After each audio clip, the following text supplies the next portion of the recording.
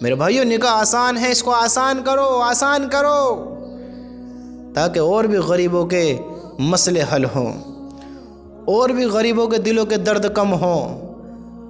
یہ تمہارا ہی مسئلہ نہیں ہے، ہمارا ہی مسئلہ نہیں ہے۔ بہت ایمان والے ایسے ہیں جو اس غم میں مبتلا ہیں، مال نہ ہوئے گا شادی نہ ہوئے گی، لوگ اپنائیں گے ہی نہیں بغیر دہیج کے۔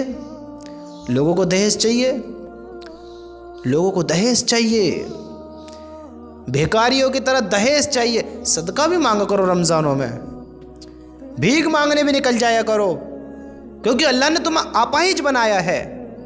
تمہاری ماں نے تمہیں درست نہیں جنا ہے، تمہیں اپاہج جنا ہے۔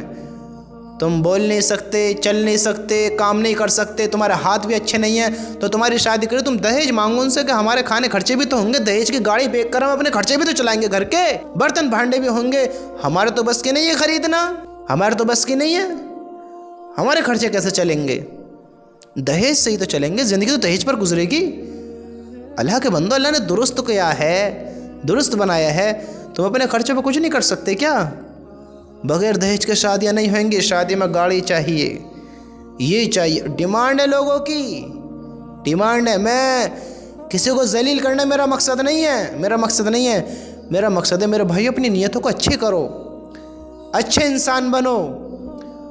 آج تم کسی کی بیٹی لاؤ گے، کل تمہیں بھی اپنی بیٹی دینی ہے، اپنی بہن تمہیں بھی کہیں پہنچانی ہے، تمہاری بہن بھی کسی کی امانت ہے آپ کے پاس، یاد رکھنا۔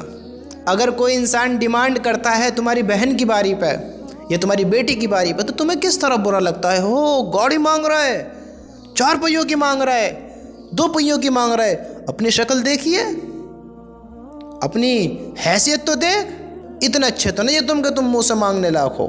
دوسرے کی باری پہ تو سب چیز دکھ جاتی ہے، لیکن اپنی باری پہ کیوں خیال نہیں ہوتا کہ وہ بھی تو بندہ کہیں سے کر دے گا، وہ بھی تو تیری طرح انسان ہے۔ میرے بھائیو، نکاح کو آسان کرو، دہیجوں کے معاملے ختم کرو، باراتوں کے سسٹم ختم کرو۔ اس میں صرف ہمارا ہی نہیں، پوری قوم کا فائدہ ہوگا، پورے ایمان والوں کا فائدہ ہوگا۔ اس کام کو کرو، اس کام کو، نکاح کو آسان کرو۔ نکاح آسان تھا حضور صلی اللہ علیہ وسلم کے زمانے میں، لوگ سنت کو بھول گئے اپنی شان دکھانے میں۔ سنتوں کو اپناؤ، سنتوں پر زندگی بتاؤ، اسی میں کامیابی ہے، اسی میں آسانی ہے، اسی میں سکون ہے۔ اگر تم اپنی عزت کی دھجیاں نہ اڑوانا چاہتے ہو تو یاد رکھنا اس چیز کے بارے میں۔